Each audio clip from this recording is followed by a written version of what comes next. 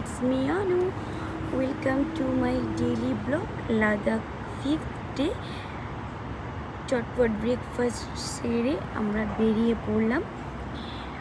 Chang La pass হয়ে আমরা যাব প্যাংগং লেক এবং প্যাংগং লেকে আমাদের ওয়ান নাইট স্টে।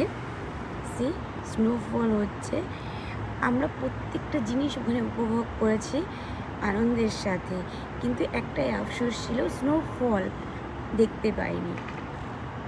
হঠাৎ যখন আমরা চাংলা পাসের ওখান থেকে নিচের দিকে নামছি তখন snowfall just wow. That time we feel কি নাও উই আর কমপ্লিট।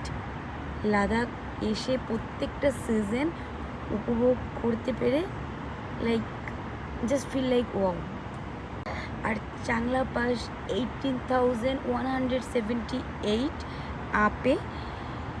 এখানে বেশিক্ষণ স্টে করা যায় না, আমাদের যেহেতু নিচে থেকে গেছি আমরা, তো বেশিক্ষণ স্টে করলে মাথা যন্ত্রণা, তারপর শ্বাসকষ্ট, এগুলোর বেশি সম্ভাবনা থাকে।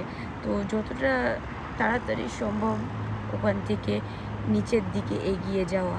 তারপর একটু সূর্যের আলো বাড়ার সাথে সাথে বরফগুলো মেল্ট হতে থাকে, সেটা কিনা ব্ল্যাক আইসে রূপান্তরিত হতে হয়। তখন রাস্তা খুব স্লিপারি হয়, বাইকের কার যাতায়াতের অনেক অসুবিধা হয়। তো আইস মেল্ট হওয়ার আগে সবাই চেষ্টা করে ওখান থেকে নিচের দিকে নামার।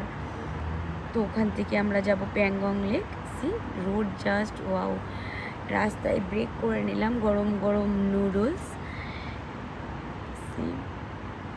পাহাড়গুলো যেন কত কিছু বলতে চাইছে, কত কিছু তাদের মধ্যে চাপা আছে। প্রকৃতির যে দৃশ্য, যে রূপ, ভাষায় বর্ণনা করা যাবে না। Thank you for watching.